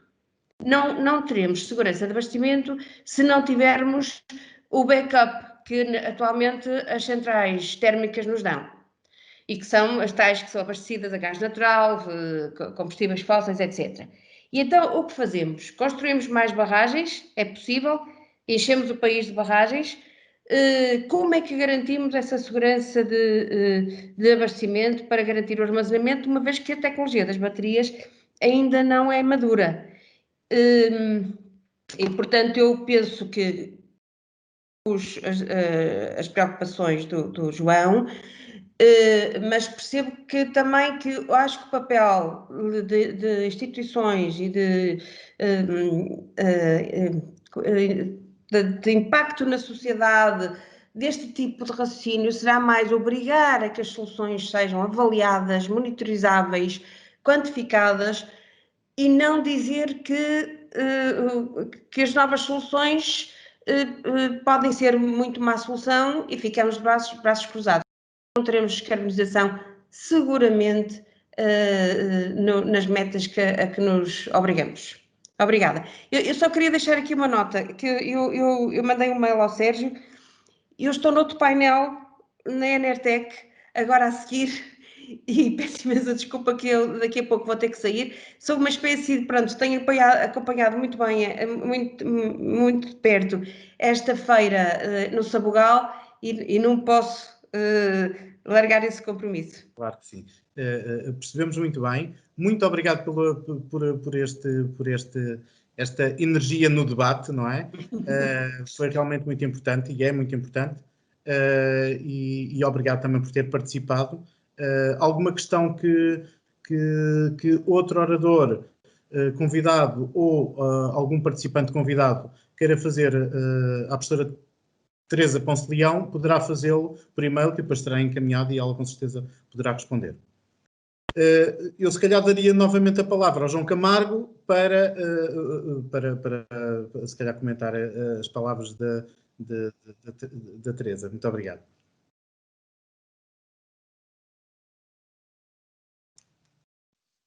Obrigado, e obrigado pela pergunta também. Primeiro, eu aprecio a complexidade do momento em que nós vivemos. E ela implica escolhas, e escolhas provavelmente muito mais diferentes, muito mais difíceis, aliás, do que qualquer geração que viveu até agora. O que significa que, muito provavelmente, nós estamos pouco equipados para conseguir resolver problemas, porque temos um enquadramento totalmente diferente, uma formação diferente, uma educação diferente, perante a enormidade do problema que nos é posto à frente. E por isso mesmo, é que eu comecei por referir que não é opcional o corte de emissões de gases de efeito de estufa. Se nós queremos ter um futuro enquanto sociedade, não, se quisermos a possibilidade de continuar a existir as condições materiais que permitiram a existência de civilização. Por isso, eu apreciando o problema da ininterruptibilidade dos sistemas estarem sempre com energia, eu acho que há poucas opções, além de uma redução bastante relevante do consumo elétrico. Isto é, nós temos que simultaneamente modificar a matriz energética ao mesmo tempo que reduzimos o consumo, o que é, obviamente, no sistema em que nós vivemos, um enorme contrassenso em que tudo nos é dito que é para aumentar e para continuar a aumentar nos próximos tempos. Porque, por exemplo, de nada nos serve eficiência energética se continuamos cada vez a consumir mais recursos energéticos. E é esse um dos problemas que nós temos hoje. E não é possível arranjar uma fórmula mágica, nem uma tecnologia mágica que vá resolver de um momento para o outro todos os problemas. Nós temos um problema, um constrangimento material efetivo que existe.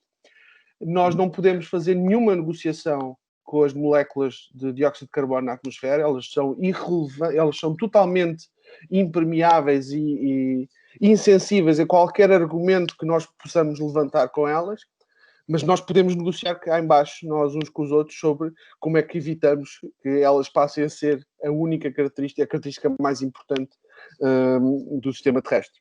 Obrigado. Sim, senhora. Poderei dar a palavra a mais algum orador que queira comentar este debate, ou então passarei a palavra ao Francisco. Sim, já agora posso acrescentar alguns, só assim as achegas à discussão. Só lembrar um aspecto que o João disse, em que nós estamos de facto a exportar hidrogênio. O objetivo é exportar hidrogênio, quando esse hidrogênio até poderia ser utilizado na nossa missão de descarbonização. Só a título de curiosidade, nós fizemos esse exercício na faculdade, nós tentamos perceber, com base em ferramentas que também foram as ferramentas que estão na base no roteiro para a neutralidade carbónica. E, de facto, em 2030, se nós assumirmos essa exportação, isso diminui a competitividade ou o custo e eficácia do uso de hidrogênio em Portugal. Okay? Isso é uma realidade, de acordo com a metodologia que utilizamos e a nossa ferramenta de modelação, isso é uma verdade. Mas também agora fazer o outro lado, a descarbonização tem que ser global, ou seja, não interessa Portugal reduzir se o resto do mundo não o faz. Portanto, até que ponto é que não temos também contribuir? Se calhar é mais custo eficaz auxiliarmos os Países Baixos, ou o que seja, outro país que tem menos renováveis a descarbonizar, porque o objetivo é comum, é a descarbonização total. Portanto, há este balanço, ok? E outro aspecto relevante relativamente às baterias, eu concordo com ambos, mas o que eu acho é que não há nenhuma silver bullet. Tudo é válido, tudo é importante. Obviamente que a redução dos consumos irão ser prioritários, faz todo o sentido. É a opção mais... é a no regret option, assim como a eficiência energética, mas a verdade é que se queremos caminhar numa descarbonização do uso do gás natural e dos produtos petrolíferos para a eletricidade renovável, inevitavelmente, mesmo com a eficiência energética, vai ter que haver um aumento da eletricidade, não há nada a fazer. E de facto as baterias, eu tenho esperança que até 2030 seja uma tecnologia muito madura, mas que não seja suficiente, e se calhar é necessário uma armazenagem a longo prazo. E, de facto, não queremos de maneira nenhuma colocar ainda mais barragens em Portugal e que tem um impacto ambiental muito grande. E, portanto, se calhar o hidrogénio, e nós temos cavernas de sal disponíveis para isso, se calhar o armazenamento sazonal e usando o hidrogénio pode ser, de facto, uma solução. Ou seja, neste momento, é o que o João disse, neste momento é um enorme desafio. E eu, ao contrário de que achar que devemos apostar, selecionar um e ir, o que eu acho é que devemos tentar apostar em todos, porque todos vão ter um papel muito importante nesta fase. Não há uma silver bullet neste momento. E, portanto, eu sei que há o problema do investimento, ou seja, não dá para tudo, não é? É que temos que fazer selecionar prioridades, mas eu acho que neste momento não há nenhuma tecnologia que seja mais vencedora face às outras. É esta a minha opinião. Obrigada. Muito obrigado, Patrícia. Se calhar passava realmente agora a palavra ao Francisco. Obrigado, Sérgio. Agora tentando manter aqui a discussão viva e sem esquecer as perguntas que tinham sido colocadas anteriormente, ia ler aqui duas perguntas, comentários do Silvio Júnior relativamente a estas últimas intervenções. A primeira é que a questão séria no momento é essa: sem redução não tem solução mágica perfeita. Porém, a questão da sensibilidade do mercado passa pela redução da produção de produtos e isso vai de encontro ao que se apregoa em sempre se manter comprando. E depois um segundo comentário também do Silvio: também acredito que podemos sim ver os problemas mesmo sem uma solução imediata, pois a solução mágica não está presente e temos que visualizar os problemas para que assim possamos vislumbrar soluções a longo prazo. Portanto, penso que aqui é uma questão de realmente não ignorar os problemas, mesmo que não tenhamos ainda todas as respostas, mas realmente considerarmos o caminho que será necessário fazer. Eu gostaria também de colocar, e antes que a Teresa tenha que sair, porque penso que esta questão foi colocada durante a sua intervenção, uma questão colocada pela Ana Fonseca, que ia neste sentido: a utilização das águas residuais para a produção de hidrogênio põe-me a seguinte questão: qual o tratamento necessário que tem de ser feito às águas residuais para que haja efetiva produção de hidrogênio e quais os impactos ambientais e económicos associados a esta produção? Portanto, e para já eram estas as questões que colocava, Sérgio. Ok, sim, senhora. Se a Teresa... Primeiro, eventualmente a Patrícia também poder dar resposta a esta questão e depois a Teresa, se faz favor.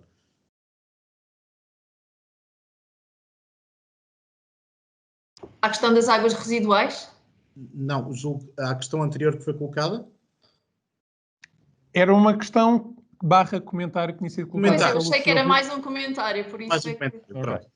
Se quer comentar um comentário ou se quer passar à Teresa, se calhar passaria então à... Não, passo à Teresa, porque de facto águas residuais é completamente fora da minha expertise, portanto... Vou pedir então à Teresa para fazer um comentário sobre esta questão. Muito obrigado. Muito bem, eu faço um comentário, não consigo fazer um comentário técnico, porque não sou especialista, não sei, temos técnicos dentro do LNEG e com muito gosto passarei, por exemplo, passarei essa resposta mais tarde, por e-mail, à Sofia Simões, que é especialista e que a Patrícia bem conhece e que está a trabalhar connosco.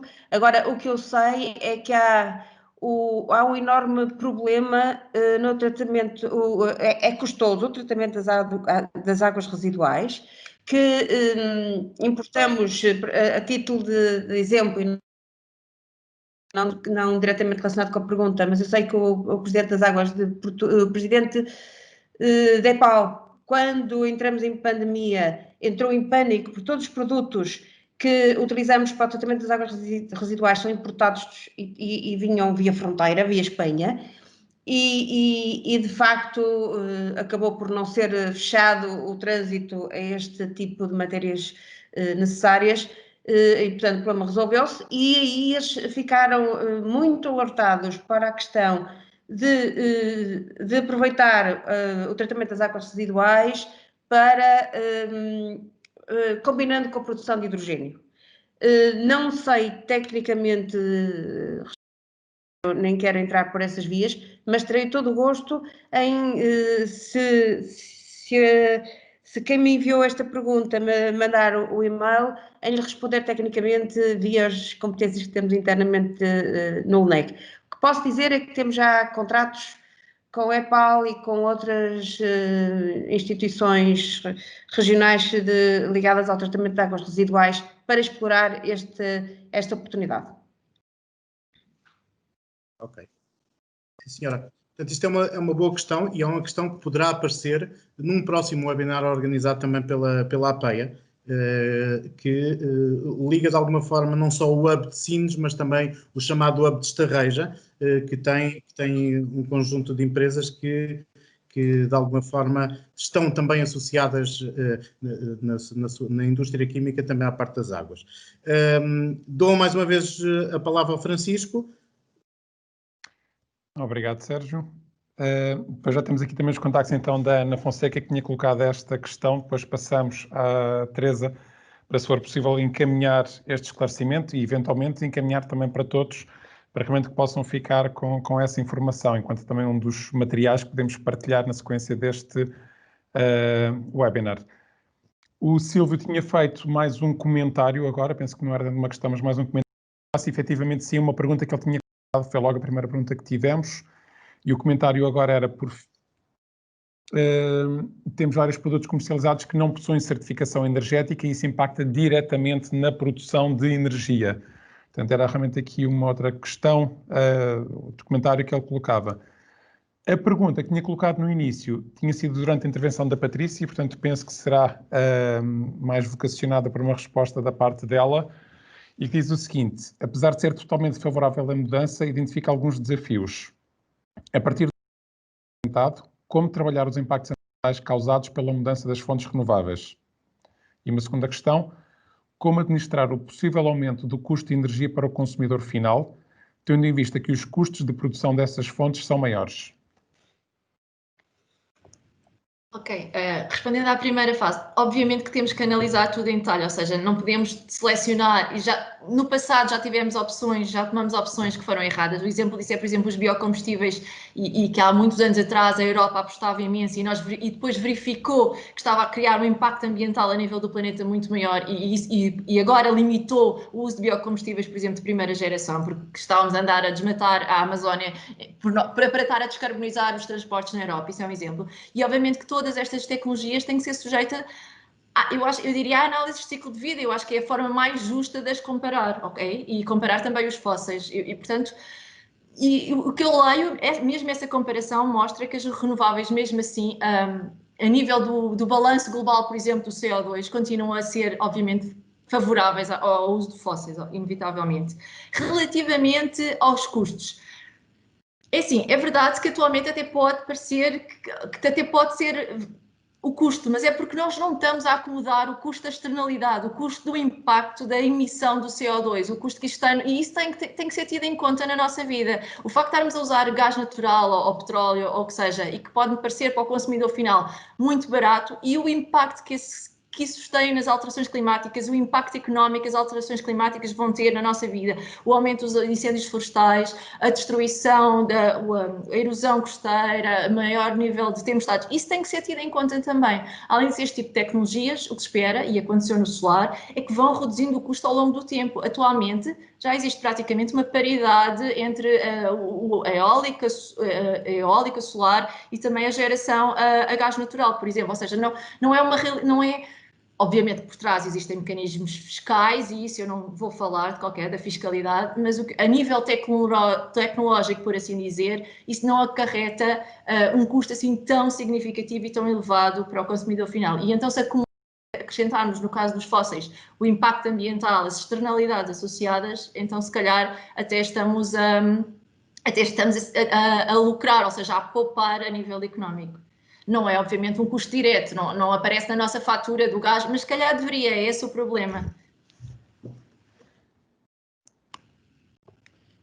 Posso contribuir muito rapidamente e depois saio? Sim, sim. E só ia avisar o Sérgio, realmente temos agora uma intervenção, um pedido da Teresa e depois também do João em resposta e no seguimento destas últimas exposições. Era só um complemento à questão dos biocombustíveis. O NEG é a entidade nacional responsável pela certificação dos biocombustíveis e tem colaborado muito ativamente na transição da nossa diretiva da RED 2, de energias renováveis, segunda fase, e está a trabalhar muito ativamente para que na certificação estejam incluídos toda a informação, toda a garantia de informação da origem dos produtos que dá origem aos biocombustíveis, de forma a não colidirem com as necessidades humanas para a alimentação. Uma outra questão, também estamos a trabalhar muito ativamente e em linha com esta necessidade de transição, temos que encontrar produtos para os biocombustíveis, que vão seguramente ser também um complemento.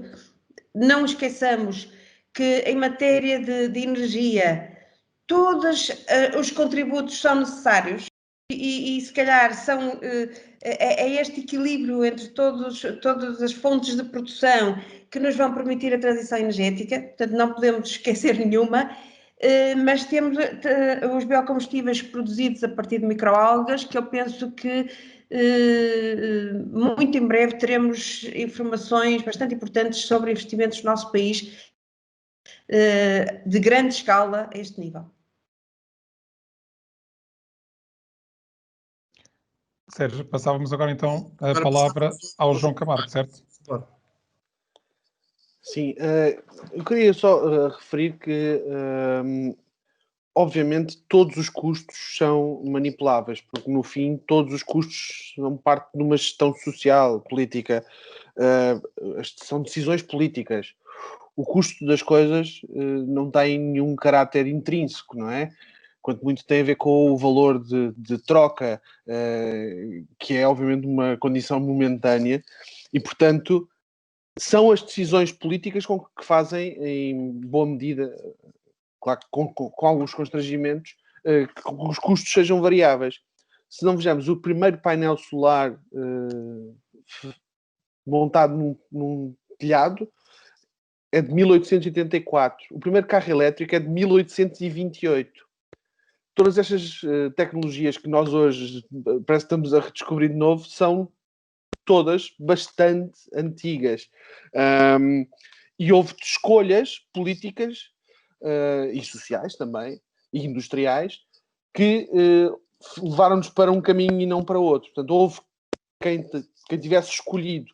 Além disso, há um fator bastante importante associado a isto, que é o facto de haver fatores de degradação industrial que são colocados nos produtos, nomeadamente nas renováveis, como são nos fósseis, portanto, a famosa obsolescência programada. E a verdade é que temos um problema, e o nosso problema neste momento não é a capacidade de produção de renováveis. O problema é que nós estamos a pôr muito mais renováveis no sistema, mas a não retirar na mesma medida fósseis. Porque como temos o imperativo de aumentar a capacidade de produção, adicionamos renováveis sem retirar fósseis. Ou retirando numa medida mais pequena. O que significa que o nosso problema continua a crescer. E o mesmo problema pode-se aplicar também ao hidrogênio. Se a entrada de hidrogênio não significar uma saída de fósseis, temos um problema. E, obviamente, depois isto acaba por ser expresso em custos, mas os custos, obviamente, são decorrência de acordos sociais.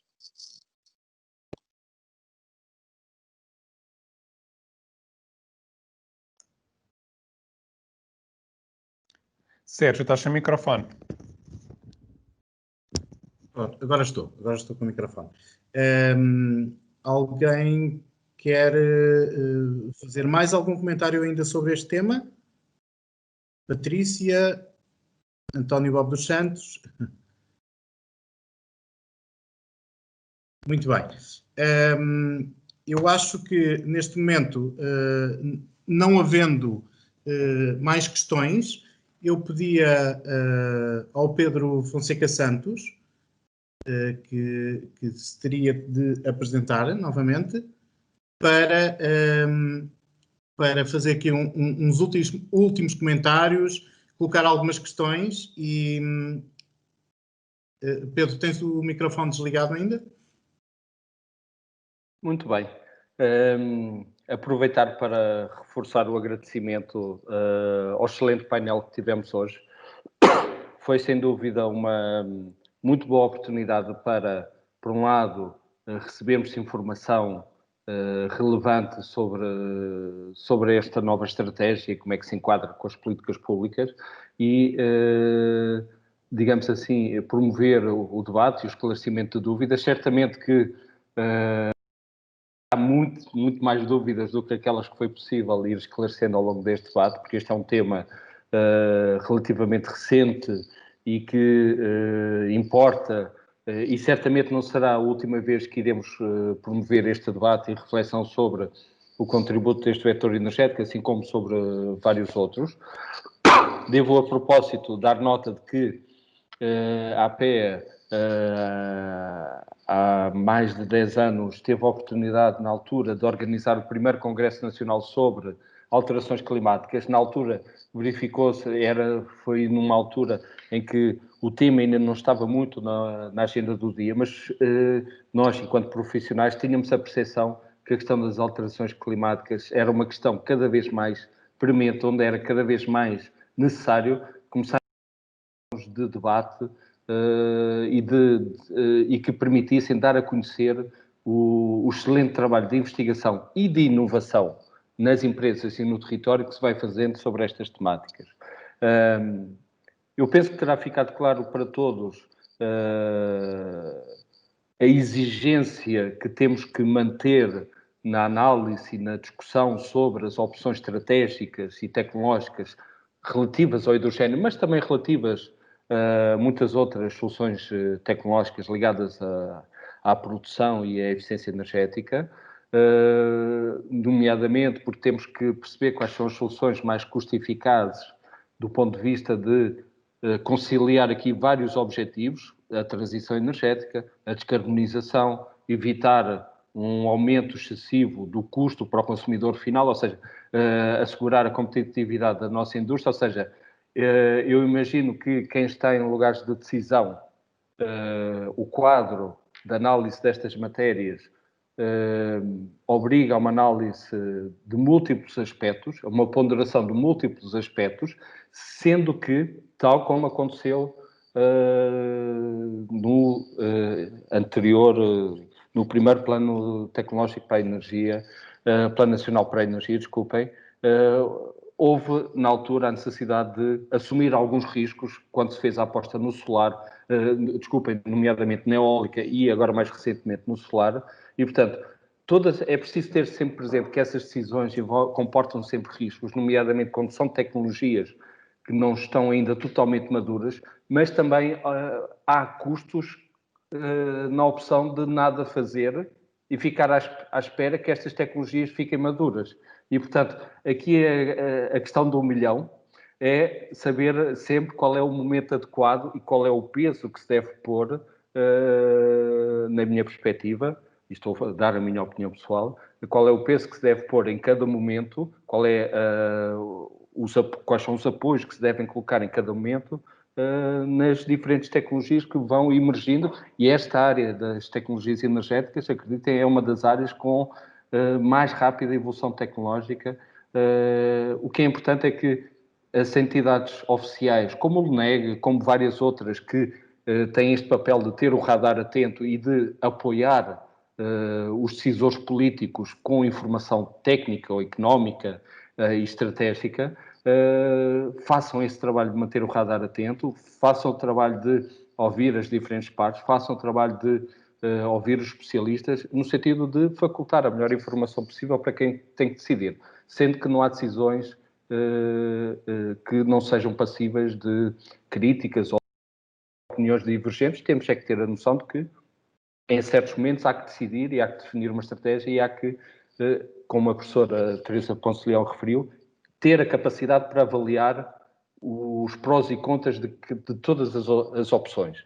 Essa questão do accountability é uma questão-chave que, no fundo, não é só fazer planos, porque Portugal é excelente a fazer planos, tem que ter a capacidade de criar mecanismos que permitam monitorizar rapidamente, ok, os impactos que estamos a gerar são aqueles que estavam previstos, é necessário fazer ajustes nos instrumentos fiscais, nos apoios, ou pôr um travão em algumas apostas porque estão a revelar becos sem saída, ou seja, são questões que têm que estar em cima da mesa a todo momento e certamente que isso vai acontecer, porque se há algo que em Portugal nos fomos habituando, mesmo junto dos leigos nesta matéria, é que os debates em torno da energia são muitas vezes debates acesos e são debates que envolvem múltiplos setores, o setor industrial, o lado dos consumidores, o lado dos produtores, ou seja, aqui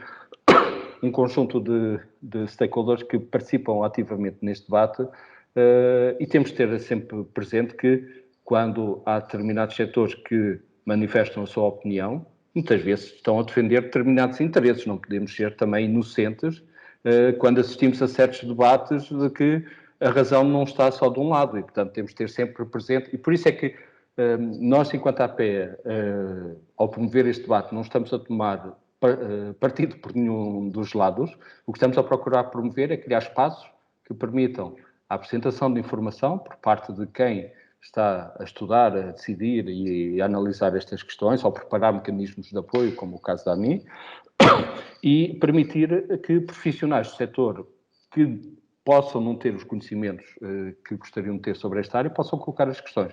Por isso é que, e eu se calhar aproveitando também já para reforçar esta mensagem, nós vamos procurar promover em novembro um webinar, aqui sim, para discutir mais detalhadamente as questões tecnológicas, e vamos ter empresas do setor da energia, vamos ter empresas do setor da água, onde as questões ligadas ao tratamento das águas residuais e a sua utilização na produção de hidrogênio vão certamente poder ser discutidas, sendo que este é um tema que, dado o facto de ser um tema recente e que tem muito para evoluir, será um tema ao qual iremos regressar, quer nos congressos sobre alterações climáticas, quer nos congressos sobre a engenharia do ambiente. Certamente o tema do hidrogênio é daqueles temas que veio para ficar e que certamente suscitará muitos debates no futuro. Temos aqui também o desafio, embora a professora Teresa Ponce de Leão já fez a referência a um curso geral sobre hidrogênio que estão a preparar com o INEGI e penso com a APREN, se a memória não me está a escapar.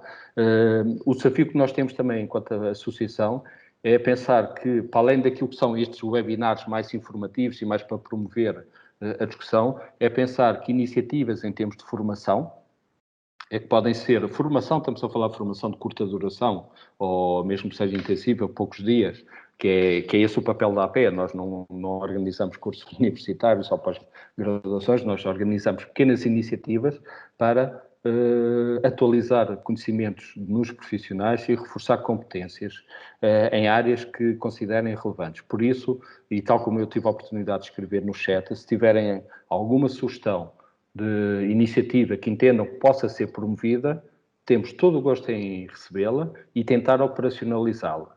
Porque temos tido sempre essa preocupação de ir promovendo iniciativas que permitam a atualização de conhecimentos dos profissionais com diferentes formatos, com diferentes entidades. Temos esta facilidade de contacto com os vários atores do setor do ambiente e energia em Portugal e, por isso, estejam perfeitamente à vontade para apresentar sugestões, que nós estamos cá para tentar perceber como é que as podemos operacionalizar.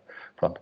Termino renovando o agradecimento a todos os oradores pela sua disponibilidade, por estarem aqui a partilhar connosco o vosso conhecimento, assim como a todos os que tiveram a oportunidade de assistir e ir colocando questões. Caso tenham alguma questão, penso que isso já foi por várias vezes reforçado, Caso tenham alguma questão que gostassem de ver melhor esclarecida, enviem-nos por e-mail. Pode ser para o eventos@apea.pt e depois nós, junto dos oradores ou junto de quem possa ter essa informação, iremos procurar encontrar uma resposta. Estamos cá para isso. Pronto. Sérgio, e era esta nota final que eu gostaria de deixar. E também uma nota final de que quem ainda não é associado da APE, que o possa fazer. Estamos hoje a lançar uma nova campanha, está nas redes sociais, hoje à tarde também no site, e por isso queremos uma associação ativa e porque é importante também reforçar o movimento associativo, e aqui é uma associação de profissionais e para profissionais, e portanto serão todos muito bem-vindos.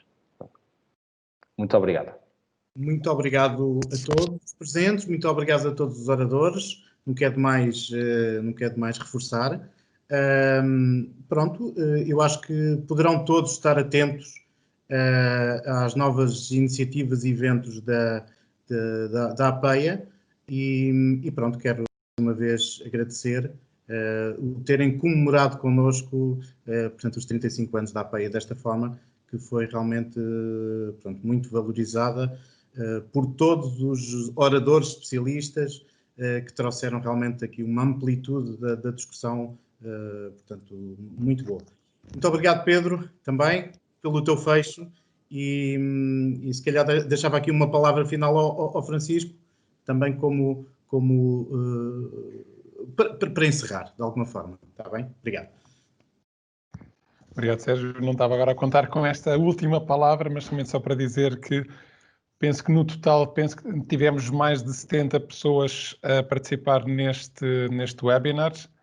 Alguns realmente foram entrando e saindo, mas penso que no total atingimos um número superior a 70 e penso que esta informação poderá chegar ainda a muito mais pessoas, porque iremos depois então partilhar a gravação deste rico debate que tivemos aqui, com diferentes perspectivas também sobre as possibilidades que o hidrogênio nos vai efetivamente trazer e, um pouco no seguimento daquilo que o Pedro tinha dito, continuem a acompanhar as nossas iniciativas, que realmente iremos tentar trazer as temáticas mais importantes e relevantes da engenharia do ambiente para cima da mesa, para que possa haver uma discussão rica e que nós todos possamos sair a ganhar com ela. Bom dia a todos e obrigado.